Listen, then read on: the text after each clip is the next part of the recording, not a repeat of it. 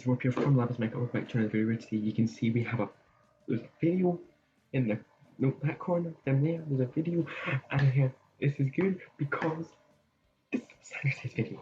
Anyone that's seen me on TikTok, link in the description, will know I also I've made a bunch of cosplay videos for Logan. In this video is being hyped up so much. I've been looking forward to it for ages, and now it's finally here, and I'm gonna sit and we're gonna watch it. It's 51 minutes 8 seconds. We're going to watch it, we're gonna see what happens, and please, Thomas, do not let us down with this one. Let's watch this. So without further ado, let's begin.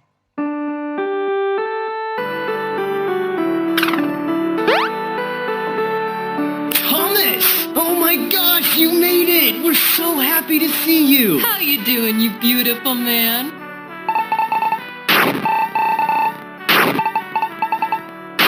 Oh, I'm sorry for calling you beautiful. That was weird. My bad.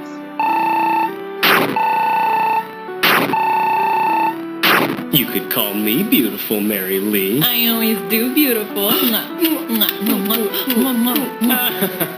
We love each other. Hence the marriage. Anyway, what's new, Thomas? Anything exciting going on in your life? Hey, you okay, buddy? You look real sad in this photo I just took. Don't worry, I'll grab you out. And we have the couple for their first dance. Oh, sorry, Thomas. Gotta go. It was so great seeing you.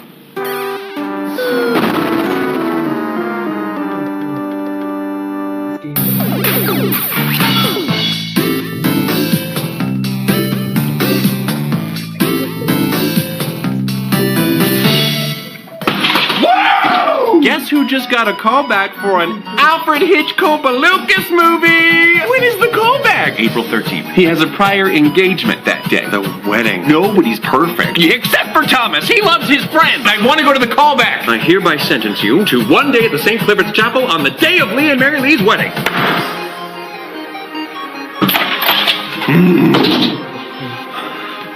What the f***, everybody? Now, kiddo, if you're gonna dish out F's, why don't we make them friendly hugs? F friends, Patton. Oh, wait, you're talking about friendly hugging your friends? No! Thomas, you should never... I mean, I'm surprised that you would say something like that about your friends. I always thought that when it came to your pals, that sort of language would be... ineffable. Oh, it's very effable. It's effable as F. With a situation this up. You're not at all excited for them? With so much F-use thrown about, I doubt there's much he'd like to F-use about. Right, what do you mean am I not... Okay, you know what? Let's review. Let's do. Thank you. I hope we rhyme like this the whole way through. I hope so too. Yoo-hoo! So, let's start with the fact that the wedding was a total bust. It was? It was. It's just that going didn't pay off quite like we discussed. You mustn't think that going to a wedding to support your friends would have any sort of self-serving end. I don't, but how about more than just hello? Yeah, something's iffy. Glad you're with me. That the state of things is icky. Is there something here we're missing? Maybe. No! I mean, you know that we've gone through all of this before. We four had helped you make the proper choice of wedding over your... Spare me the rest. Yes, but callback for a film that could have been my break. Yeah, you could say. And no one wanted you to go more than that slimy snake who pushed to do the egocentric thing auditioning. Yeah, that's the scene. A part of you so hard to chew it left me lost at sea. If our goals aligned with his, what would that say? I felt forsaken. You were saying that we both have lost our way. But in your face I saw this pain, and so I made this choice. And now I have a restless head. In my bed, I'll just feel this way. What way? The way a groom might feel if he just watched as his bride ran away. But you're gay. I'm saying if I made the right choice, why don't I feel right? You may not tonight, but in time you might. I don't know. I think this feeling's here to stay. It is a pity to admit he could have done more than just sitting at that wedding feeling. Quit reviewing. Okay. Boy, how could such an upsetting conversation happen in such a fun way? Oh, why didn't they just talk to us? Quick, I'd like to point out this video in the UK was posted at 11:39 PM.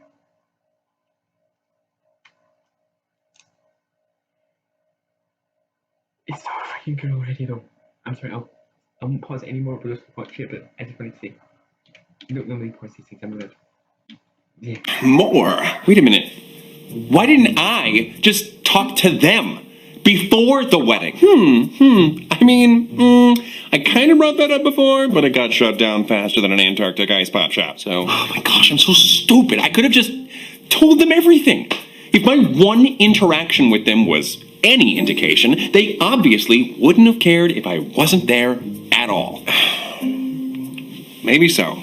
Wait, are you having second thoughts about choosing to go to the wedding, Roman? Oh, no. Of course not. I just wish we could have known how they felt. Maybe it could have, I don't know, made things a little easier for us. Well, you know, hindsight is 20/20, so... Okay, but if you're a sighted person with less than 20/20 vision, you don't just ignore whatever you see in front of you. I see. We should start looking into ways to predict the future! No. Very good. What I'm saying is I know Lee and Mary Lee. I can predict how they might act in specific situations. I know that they are very understanding people, and I should have used that knowledge. That would have been using foresight. But I didn't do that, so I made a decision with a blindfold on. But in Patton's defense, people are complicated, fickle things, aren't they? You think you know someone and then wham! Out of nowhere, they fill your apartment with feral cats, and now you're somehow responsible for the vet bills? You've got to give them away, but despite your cat allergy, you've endeared yourself to them, especially to Mrs. Snuffles. More like Mrs. Sniffles, because of the allergy. Your point being? Foresight isn't really the most reliable tool that we have. Cool, so we don't use it at all? We did use it. You've known Lee and Mary Lee for most of your life, and they've always lent a helping hand when you needed it. That's true. When your car broke down an hour out of town, who was the only person willing to come out and give you a jump? Mary Lee. I don't know what good she thought jumping would do. What you needed was somebody to fix your car. And Lee always had my back in high school after I came out. Exactly. Now here, they met up with you face to face to tell you about their wedding engagement. Biggest day of their lives. And they asked you if you could be there. I wasn't even like a groomsman or anything. Well... It's not Lee's fault that he has so many brothers. Catholics. Yeah, Catholics. Those baby-making Catholics. We didn't have the first clue how it would make them feel. You thinking about giving their wedding a pass, all because of a callback that really might not work out. And not that you're not a talented guy. No, yeah. Dame Judi Dench, or as I like to call her, Queen Groovy Bench, didn't land her first big Hollywood movie role until she was 61, so... Maybe they understand. But maybe they still really want you to go to the wedding and feel too guilty to say so. Or maybe you end up going to the wedding, and they feel guilty seeing you there because they feel like they took a big opportunity away from you. But they wouldn't have felt that way. But we didn't know that. Foresight means thinking about every possibility. Talking to them about it could have been harmful. And this was our chance to be there for them when it counted. Was not talking to them worth it, though? I don't know. Whatever happened to karma, you know? You do something good, good stuff happens to you. Right, yeah, why is the saying, karma's a bitch? Why can't it be, karma is a very fair person?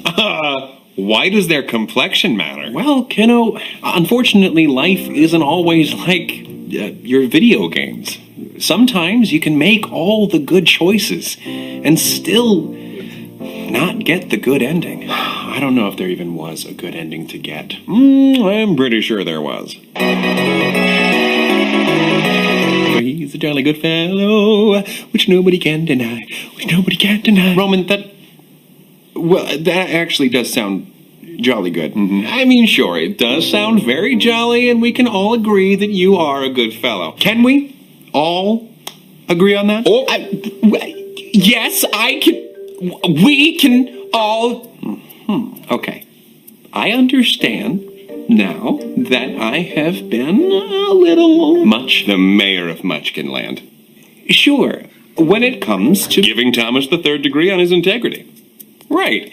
And yeah, it is my job to keep you on Santa's nice list. But I haven't been making you feel very Nice. I don't want to make you think you're some stupid, dirty, rotten, filthy, silly, Billy, no good for nothing, white, rat, scoundrel bitch. Okay, thank you, Roman, for your help. You're welcome. I'm done asking, is Thomas a good person? I'm just here now to help you be as good as a good bud should. Okay, well, that's a relief, I think. So, yeah, you are a good fella, but not every good fella gets a big award. Only Joe Pesci. Well, what do we get? Sometimes it's just this. A bagel? What? No, maybe. No, nothing. It's nothing. Aw, sometimes you can't get anything because a lot of the time, people need something more than you do. Like, let's say you pass by some sort of stop where you can buy games. A game store. You mean the internet? I'm not going outside. Oh, come on, Roman. Video games mean so much indoor time that they should cost a little outdoor time, don't you think? Anyway, you see a poster for the latest installment in the Frogger franchise. Oh, you're such a dad. Buddy, Frogger's not really a big thing anymore. And they're missing out. There is no video game character as cool as Frogger. Heck, he eats fly for breakfast. Okay. And trying to cross a busy road without losing his froggy life? Woo! Talk about riveting. Like, you're such a dad that it's too much to handle sometimes. Anyway, everyone's raving about the new Frogger. Best one yet. Amazing graphics. At least 16 graphics. Do you even know what you're saying right now? And, oh yay, it's on sale for about, I don't know, as much as a hot dog is worth. Patton, that's how much you get when you return a game. You have just enough money to buy it, but as you walk up to the door, you're stopped by a homeless, down-on-his-luck actor, and he... Who is it? Whoever you want. Oh, come on, Patton. How is Thomas supposed to feel empathy for this person if he has no one to visualize? Alrighty, it's, Leslie Odom Jr. What? Why Leslie? I need backstory for this. What happened, Patton? I don't know. He spilled his drink on Stephen Sondheim at a party, and Sondheim said, "Gosh darn it, Leslie, you'll never work in this razzle-dazzle town again!" He should just move to another town, right?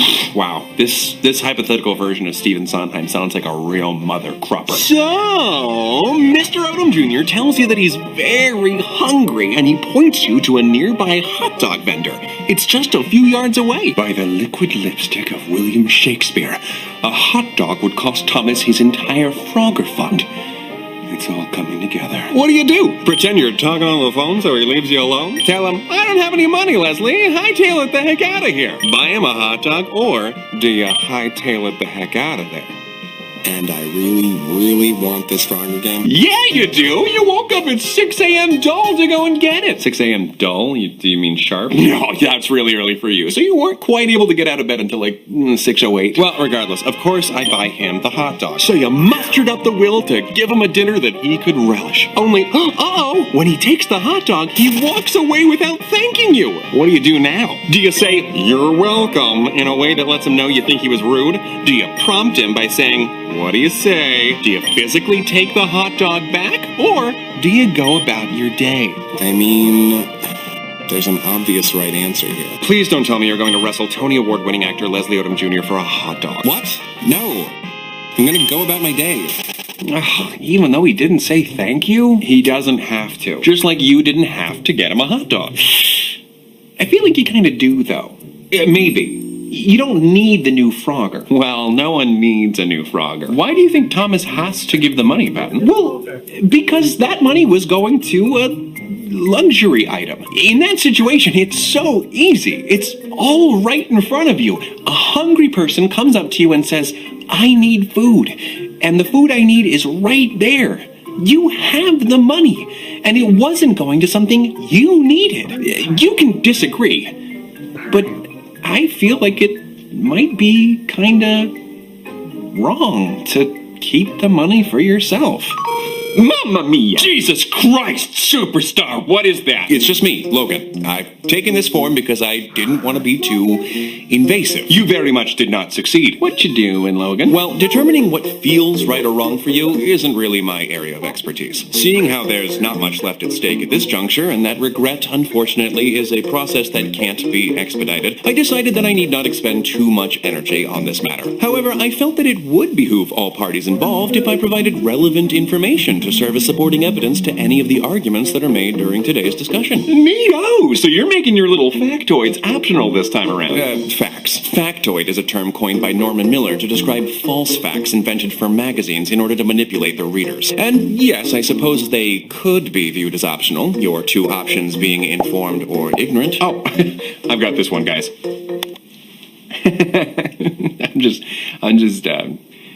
I'm just kidding. Roman, you shouldn't push people's buttons. Enough joking around, Roman. Go on, Logan. Jesus Christ, superstar. Thank you, Thomas. Oh!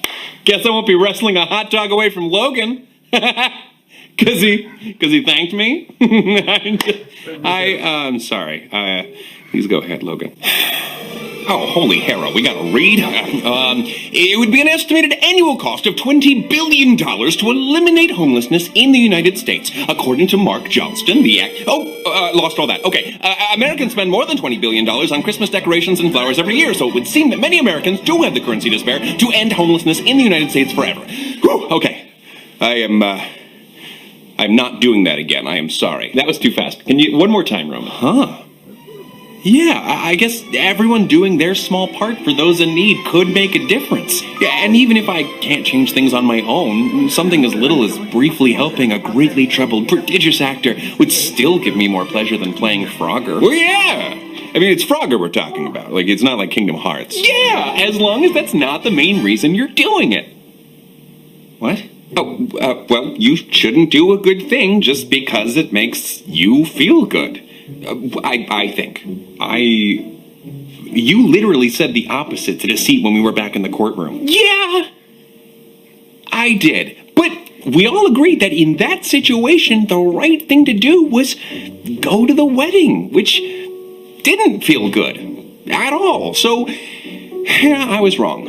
Not to mention, Deceit said that you'd be doing the right thing for a selfish reason if you did it for your own emotional gain. And you agree? Definitely! Maybe? Great. I love that movie. I mean, you know, I think so.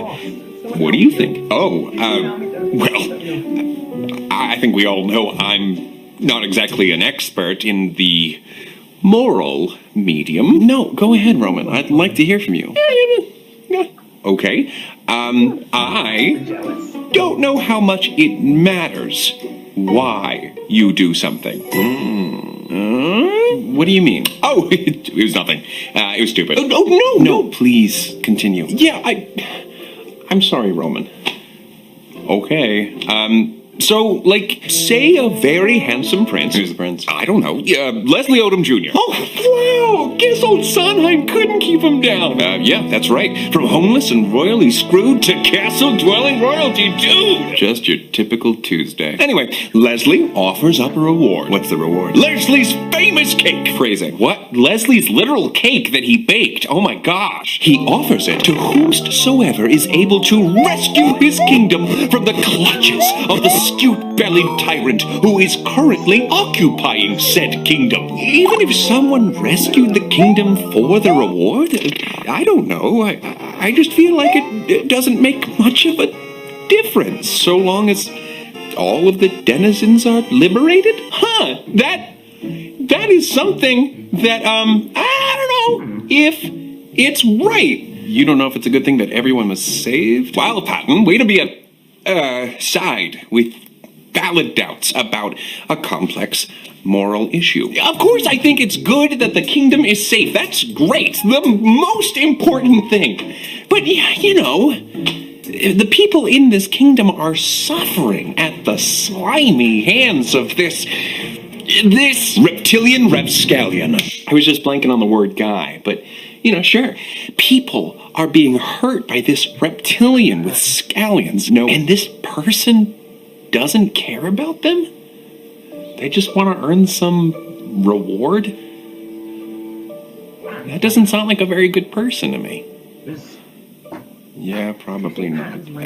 Fair enough, but I wouldn't even argue for that much. Saving people for a reward is totally different from helping someone out just because it feels nice to help. Like, if the person in Roman's scenario saved the kingdom just because it made them feel good, then no one would argue that they aren't a good person. Well, I mean, maybe not. Am I not allowed to feel good if I do something good? Well, of course you are. That's just not why you do it. At least, I don't think so. But I mean, your morality, you're the guy who makes that call, so why do we do it? Well, you don't do it because it makes you feel good. You do it because it's the right thing to do. Okay. How do we know it's the right thing to do? You just... No. Okay, that's not exactly the kind of answer I was hoping for, but... Well, it's kind of just in all of us, you know? Why is killing and stealing illegal everywhere? Is it? Why do we all agree that that's not okay to do? I think it all comes back to empathy. Humans understand each other. We know what feels good and what causes pain. If a whole kingdom is in danger, well, everyone kind of knows that the right thing to do, if you can save a large group of innocent people, is save them. Well, okay. What about, let me ask you this. What if you can only save the large group of people by hurting another innocent person? That causes pain, but you said the right thing to do is to save the group? Can't hurt an innocent person.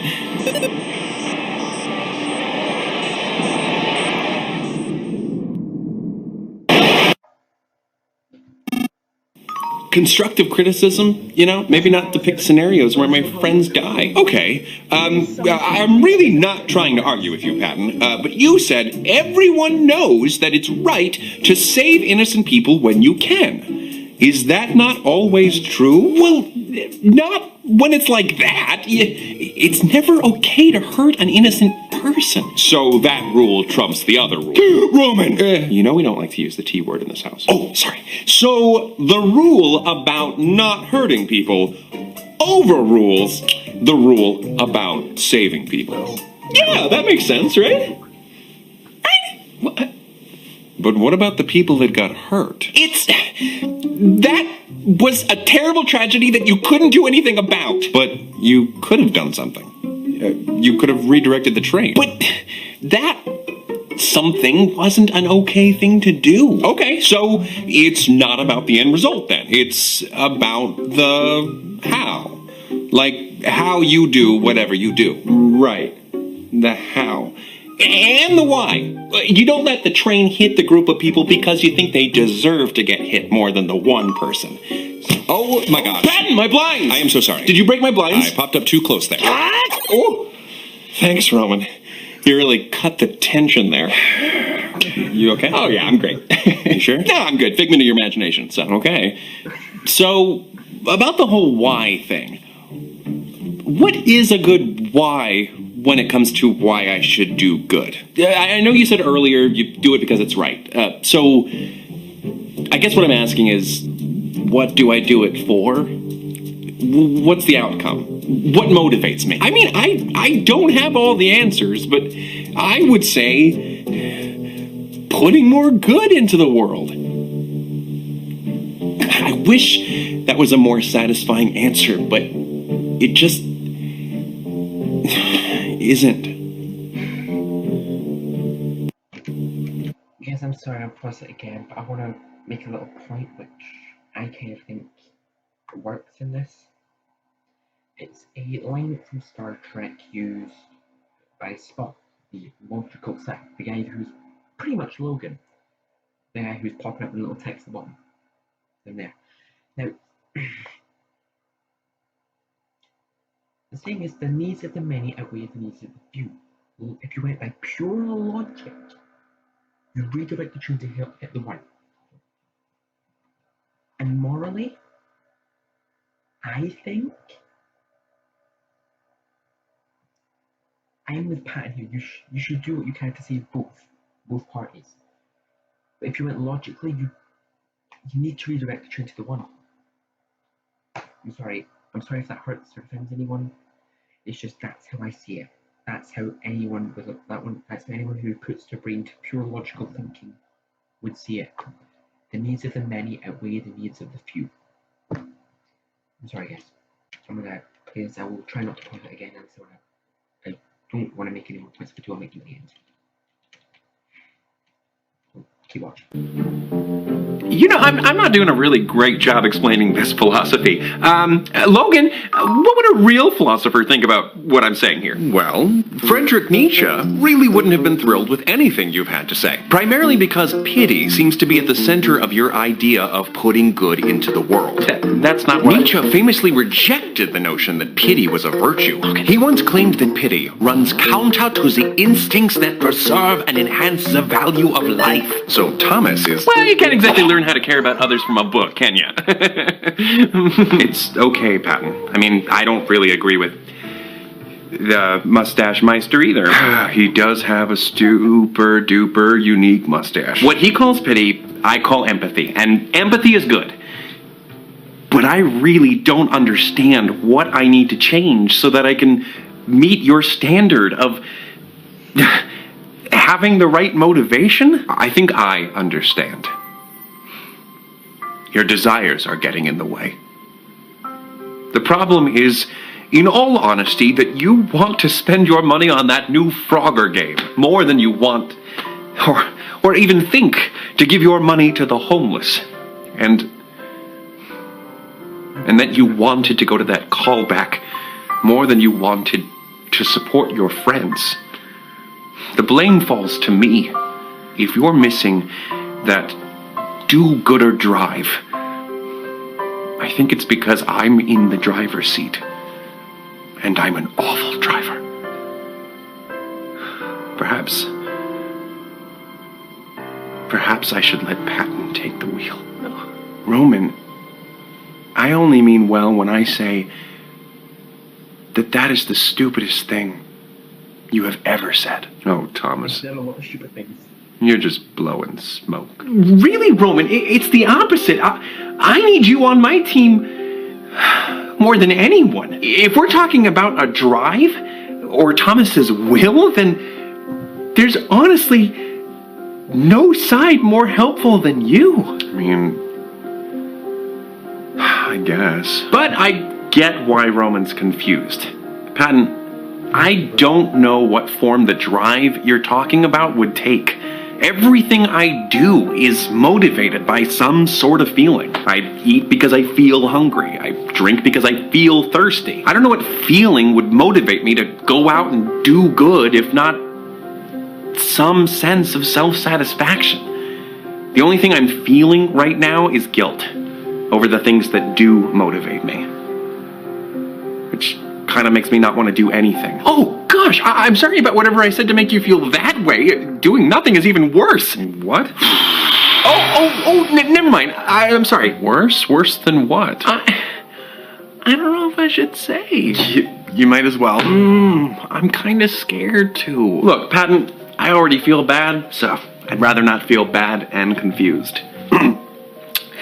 Doing nothing is worse than doing a good thing for the wrong reasons. Like, we talked about how you have to... Well, I think it's good to give your money to a good cause if you were planning to spend it on something you don't need. And I feel like the same principle kind of goes for spending time? Maybe? Time spent serving up knuckle sandwiches to bad guys in a video game could maybe be better spent serving up soup and sandwiches to the hungry in a local shelter. I have a difference of opinion on this one, Patton.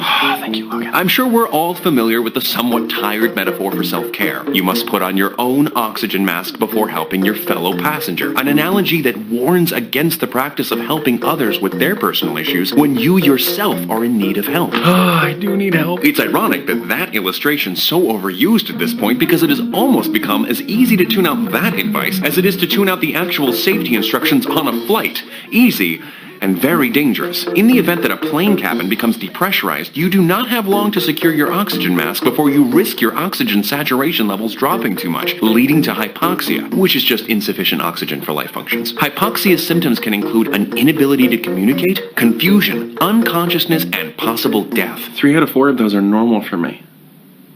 Do I have hypoxia right now? Having heard a piece of information before does not give you license to ignore it in the future, especially when the consequences of forgetting are so perilous. Logan, I completely agree with you. But I really don't see how that relates to what we're talking about. Yeah, Logan, like you said earlier, this isn't really your area of expertise. Patton never said Thomas couldn't help himself, especially in a situation as dire as putting on his oxygen mask in a ground-bound plane. Of course I wouldn't say that. I've agreed in the past that Thomas should take the time to make sure he's doing okay and to temporarily put himself first if he needs to. And just like all of the moral dilemmas we've been discussing, it can seem easy to confidently state what you would do in a difficult situation without legitimately knowing how you would behave when your instincts take over. In theory, you believe Thomas can and should take some time to care for himself, but every point you've made in today's discussion has contradicted that sentiment. What? How? I don't think video games versus community service is a threat to Thomas taking care of himself. Nearly every answer Patton has given to the moral questions throughout this discussion has suggested that a moral life is a life without spending surplus capital and time on leisure activities. Dr. Robert A. Stebbins defined leisure as activity engaged in during free time which people want to do and actually do in either a satisfying or a fulfilling way or both. Leisure means experiencing freedom. It's your time and you do what you want with it, which in turn contributes to a feeling of control and improved self-esteem. A lack of control and self-esteem are two factors that you all now understand can worsen Thomas's relationship with intrusive thoughts, and they have. Additionally, Drs. Iwasaki, Messina, and Hopper wrote that leisure time promotes a joyful life. And if that isn't enough, pleasurable activities stimulate the production of neurochemicals which can then improve one's physical health. Leisure is something that Thomas needs more of in his life in order to feel like he has a life. And Patton is essentially suggesting that Thomas isn't being as good of a person as he'd like him to be if he doesn't sacrifice his life for others. Whoa! That is not what I said. Oh, is it not? Please correct me if I'm wrong. Oh, you're wrong. So if it was between Thomas's life or another's, you don't think Thomas should give his life up? Whoa, Oh, and this other person is an innocent little lamb. Okay, Or how about a group of innocents? I don't actually, I would like to know, Patton, what should Thomas do in that kind of situation? I don't know. Maybe. It's okay. Please calm down. We do all think of people who lay down their lives for others as the greatest heroes, so I don't know. You don't know? Earlier you suggested that all people naturally understand right and wrong. So, should Thomas die so that others may live? Yes? I mean, maybe? Or maybe not. What do I know? What do you think, Thomas, if it's your life? Or Leslie's? Like the slow-witted Heracles Patton, leave Leslie out of this one! But how is Thomas supposed to feel empathy for this person if he has no one to visualize? Is there no one else he can feel empathy for? You're right, Roman. Thomas's life, or Lee and Mary Lee's? What do you say, Thomas? I don't know the right answer here. It's up to you.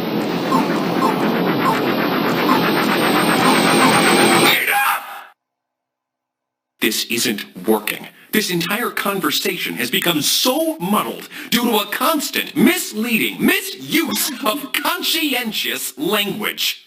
You'll need a sharp side to cut through all this bull. Frog. A sort of subterfuge specialist. The Lord of the Lies. I'm happy to oblige. Whoop, whoop! Reptilian Rapscallion! Reptilian Rapscallion! We've got a code yellow! Deceit! What have you done with Logan? Nothing at all, and I resent the question. Hold on!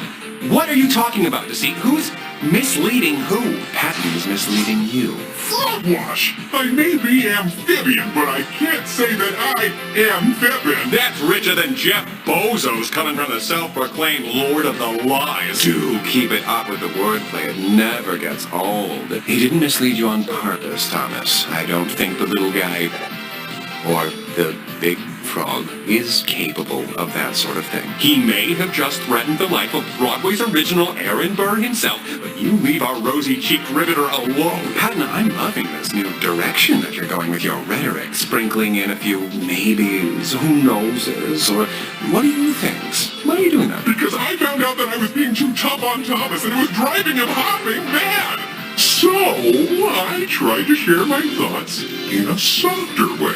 Right, because making Thomas feel inadequate for not dying in someone else's stead isn't tough at all. Here's the thing, Patton. Pushy is pushy. That faux flexible rhetoric that you're using to soften your approach doesn't change your intentions. It just disguises them. That was just a hypothetical. Patton's not actually suggesting that Thomas should pursue martyrdom. Right, I don't want Thomas to croak. That's my job.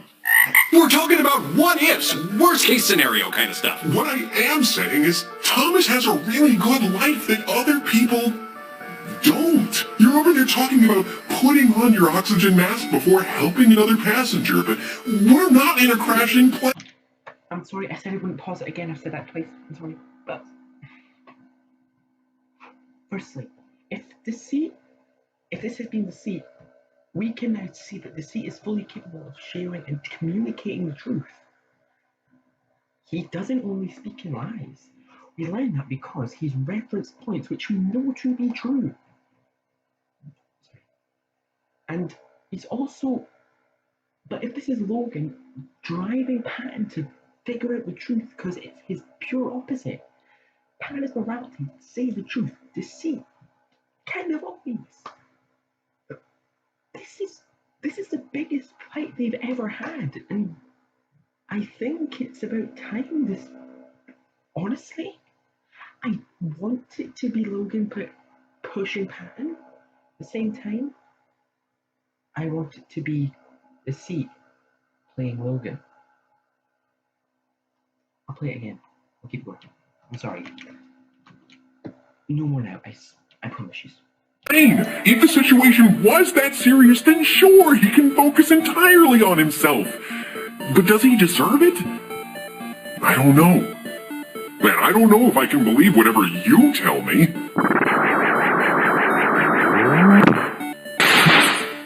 Treating yourself is something that you can take too far. You can take anything too far, Patton. You've taken things too far. The plane is going down. You need to give Thomas some room to breathe.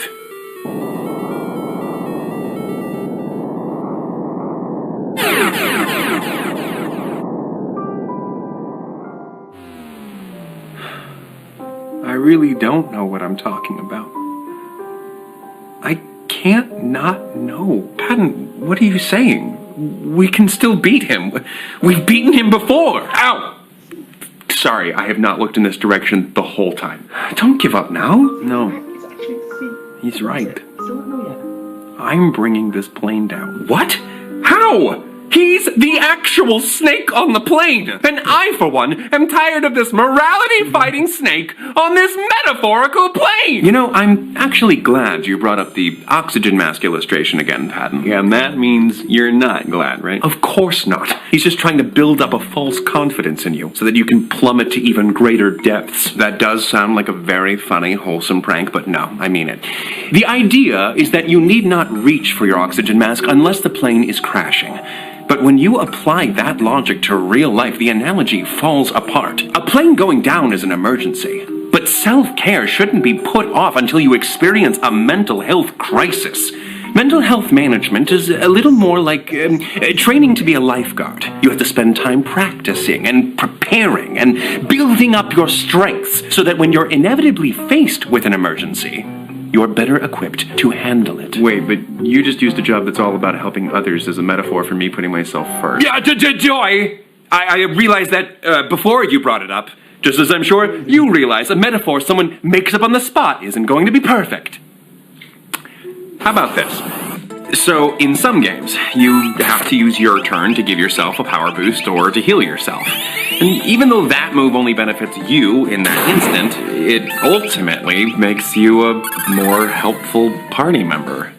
Oh, shit. Not that any of you care, but I am unharmed, and I don't want to talk about it. I'm just here to deliver one last fact, then I will do you all a favor and spare you my company. Oh, Logan, Peter Singer is an Australian philosopher and activist who champions the movement known as effective altruism. The primary feature that differentiates effective altruism from other moral philosophies is its practicality. It employs the heart and the mind so that effective altruism can earn its namesake and actually be effective. The aim is to help as many people as possible while maintaining a perfectly adequate standard of living. So, a poor, sick person giving 5 of their last 15 cents to an aid organization, while incredibly altruistic, is not effective altruism because that money won't go very far, and the act would only harm that person's already unacceptable standard of living. Fellow effective altruist William McCaskill recommends that people who can, and are inclined to, should go into fields like banking or finance because more money earned means more money to give. Right, like I said, I need to give myself a buff so that I can better help others. And you need to maintain an adequate standard of living. You can't forget that part. If the variety of generosity that you subscribe to leaves you feeling depressed or like your life isn't your own, then you need to reevaluate things. What do you know? If it came down to video games or volunteering at a local shelter, it actually might be okay to prioritize gaming sometimes, if video games are an essential ingredient in your recipe for self-care. Emphasis on the sometimes, though, right? We should still try to help those in need. Whatever, sure, if that's your thing. I mean, totally, yes, of course. But mental health should be regarded with the same life or death attitude as physical health. You've been taught to feel guilty for taking care of yourself. But you were also taught that Christopher Columbus was a pretty cool guy. A lot of your education was, of course, forgive the pun. So what, we're supposed to do a complete 360 and head right back into Selfish City? You mean a 180? Don't you talk to me about math! You're not Fogan anymore. That's Faux Logan, if you're too slogan. You're right. So, why don't we move on to something we're both familiar with, Roman? Mistakes. I was actually very impressed with you. You made such a noble sacrifice. Don't try to flatter me, Snake. I don't need to flatter you now, Roman. I mean this. You, in particular, made a significant sacrifice when you sentenced Thomas to attend the wedding instead of the callback. That was a costly choice. Thomas lost a huge opportunity and a good amount of mental health points in the name of being there for his friends. He didn't get anything out of it other than a new high score in Word Crush. That's the closest to an act of true selflessness that I believe is possible. And look, it served no one. Lee and Mary Lee seem to have appreciated Thomas showing face as much as they would have appreciated any other guest's attendance. So if they gained nothing, and we lost something, then it was a net loss. So maybe selflessness isn't always the answer. Okay, well, that's over and done with, so what now? You need to unlearn that selfish is a dirty word. And for your sake, you need to start practicing a little more selfishness. In moderation. As all things should be.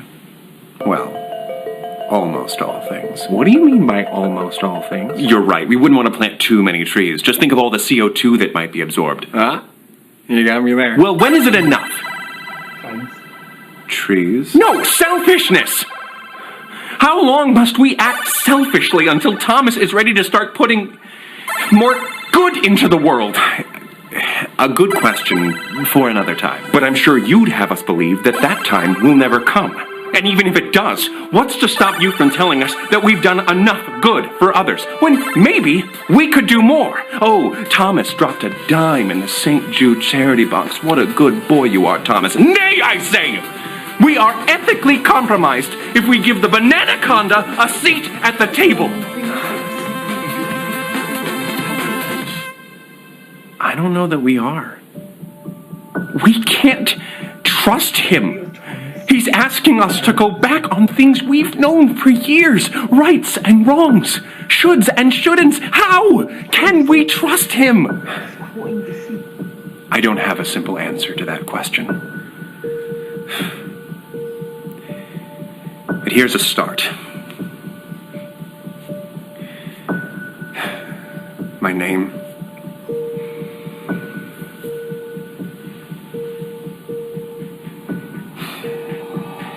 My name is Janice.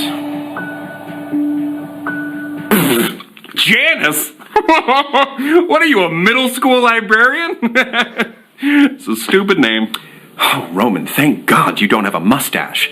Otherwise, between you and Remus, I wouldn't know who the evil twin is. Ooh. Oh, I like that. Oh, I like that. Are you guys seriously going to take his side? No, over me? Thomas.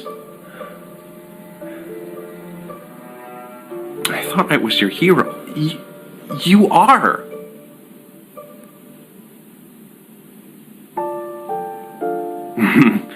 Wow. I can't believe this. Did you forget that he's evil? You're not. Or you're not supposed to be. You're supposed to be good. You can't. Roman. Everything's gonna be okay, kiddo. We love you. Right. Ooh. Oh. Oh. Janice, I like that name, Janice. do you think there's a limit Gilbert. on how many times someone can say sorry before you have to admit that they're just bad for you? Oh, definitely not. I'd love for someone to ruin Thomas's entire life one apology at a time. Okay. The reality is that it depends. On what? Where to start? How many things have they had to apologize for? How frequently do they have to apologize for things? How terrible were the things that they did? One of the biggest factors, in my very humble opinion, is whether or not they seem to be making an honest effort to do better, even if that effort is counterproductive. That does sound very annoying. Again, it depends. I guess I know who I need to apologize to. I'm so sorry, Leslie. It's okay. Just hope today we all learned not to... Thank you, Leslie. Yes, Leslie Odom Jr., everyone. Thank you. Yes, thank you. This is Sandra Sides, not Odom Sides. I'm not threatened at all. And Thomas, yes? I think I finally understand what my problem has been. Oh, yeah? Time. I'm trying. When you were younger, pointing you in the right direction was a little easier. Those examples I gave earlier, don't kill, don't steal, they're not really difficult conclusions to come to. Even those can get kind of complicated. I don't want to think about that. But maybe that proves my point. A more mature person comes with more mature moral questions. Like I told you before, sometimes I don't know the way. But when I told you that, you were so scared. I couldn't bear it. So I said to myself, all right, Patton, Thomas needs you. You're responsible for his morality. You can never not have an answer for him.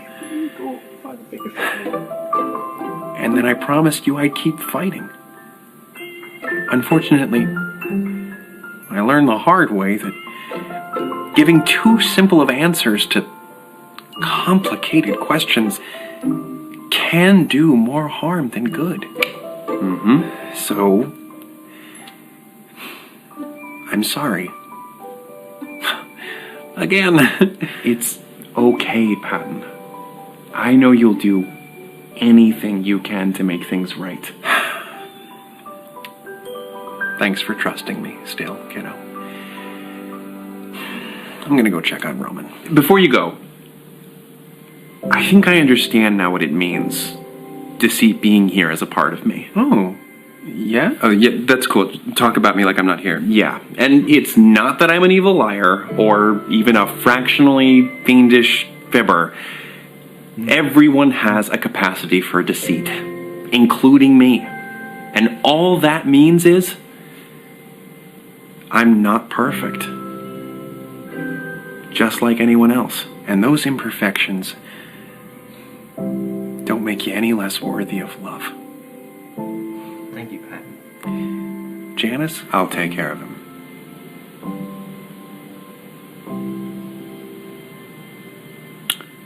So, I suppose now we begin compiling a list of people we need to nudge down a flight of stairs until they hold another round of callbacks. Oh my gosh, no! Relax, I'm kidding. Of course I'm kidding. Baby steps. No! No baby steps! No steps! And no throwing people down them! No violence! You're right, of course. There are much less barbaric, much more fun forms of sabotage. Don't make me regret trusting you. I don't want to be stuck with an evil snake boy. You're not stuck with an evil snake boy. You're just stuck with a snake boy. Oh, brother. But seriously, using a mobile game to hide from your sadness and regret at the wedding doesn't count as leisure time. Take some time for yourself, Thomas. You're right. Oh, I'm sorry, what was that? I couldn't hear you. You're right! Yes! It feels so good! So good! And I know how much you love these constant dilemmas, so please, keep overthinking everything. Yeah, I do need to work on that. While there is likely more that you can do to put good into the world, you shouldn't beat yourself up over what you can't do, or what you haven't done before. It doesn't help anyone, so don't overthink it. Just try. All you have to do is try your best to be helpful and to do your part, whatever that is, with the understanding that you can never get doing good down to a science. It's gonna look different for everyone. And don't be afraid to give to yourself either. If someone else ever did as much for you as you've probably done for yourself, you would owe them everything. Treat yourself the way you would treat someone who has endlessly labored to give you a better life, or who has always helped you to remain on your feet through the toughest, most emotionally challenging periods of your life. Try to find your balance between doing good for others and doing good for yourself, because finding a universally correct balance between the two is impossible. And sometimes painful. So just trust yourself. Until next time, take it easy, guys, gals, and non-binary pals. Peace out. He's back. Oh, April 3rd. Thomas!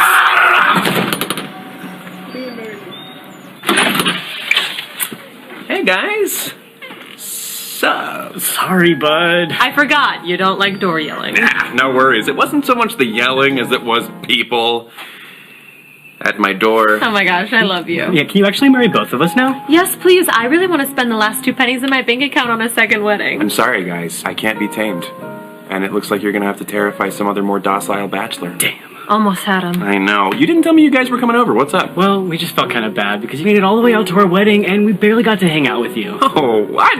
I barely even noticed. Really? Because you were sitting alone at the reception. I was just trying to take it all in. You know, a lot of mental snapshots. I'm trying to go less digital this year. But you're on your phone. I was also taking literal snapshots with my phone. I mean, phones are barely digital at this point, right? Totally. Well, regardless, we thought we'd try to win back your friendship by bribing you with some treats! What? You guys didn't have to do that. Mimosa and pastry. Brunch Tuesdays. Brunch Tuesday. Little throwback. Oh my goodness gracious, it looks like we're gonna make it the mosta this afternoon with some mimosas. So this is like what you do for a living? Comedy? Yeah, I'm a hack. Well, are you busy? We could just leave these with you. Oh, no, I was just playing Kingdom Hearts, a game that really centers around the concept of friendship. Would you care to join me? Why would you even ask us that? What about us showing up at your door with a bunch of brunch and some booze juice makes you think that we enjoy your company? Cool, come in. We can also do something else if you don't want to play video games. Well, seems like things worked out after all. Guess I was wrong about everything. You and I both know that's not true. I think Odom Sides would be cool. Watch Odom Sides, do what he can do. What is up, everybody? That's scary, but I feel like... Okay. Gosh.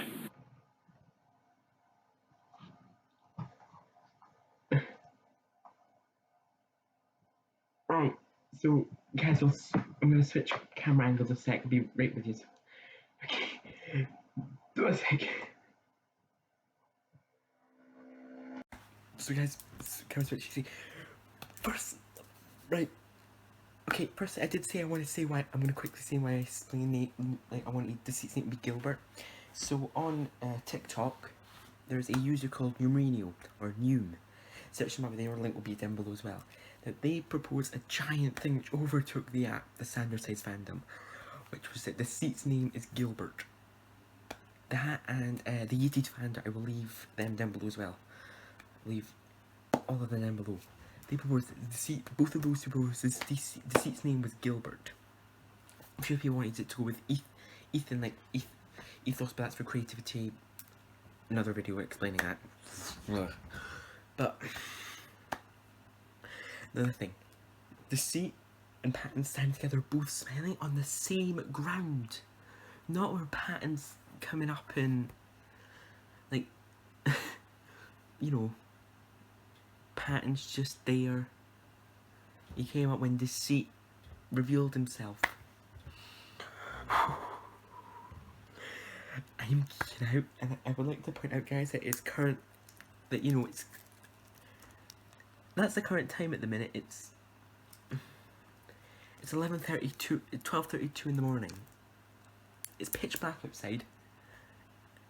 I'm watching a Sandersize episode that literally was posted nearly over an hour ago. So, I hope you've all enjoyed this video. I hope you're all staying safe. I hope you're all social distancing. If you're going out anywhere, remember, only wear if it's for exercise, medicine, food, or work, but only if you can't work from home. And if you are going out, like I said, be sure to social distance. Sorry, I'm not going to use social distance. Be sure to physically distance yourself from people. 2 meters apart. Like I said, I hope you're all staying safe. I hope you're all okay. Until the next time, I will see you on the next time. In the words of Thomas himself, take it easy, guys, gals, and non-binary pals.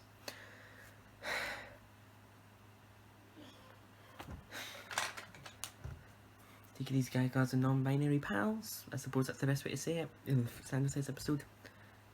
See you next time. So guys, like I said, that was the end of the video. I want to thank you for watching. Hope you're all staying safe. Hope you're all having a good day. So, if you're new to the channel and you want to subscribe, click the top left button, a little thing heart, and you can subscribe. You want to see the previous video I uploaded, click the bottom left, you'll see that. The feature video will be in the bottom right. Up in the top right corner you can see a bunch of social media links, they're going to be up down in the description. And don't forget to like, subscribe, and leave a comment down below to let me know, like, answer any questions I've asked in the video. Tell me what you all thought of it. Like I said, that's the end of the video. Thank you all for watching.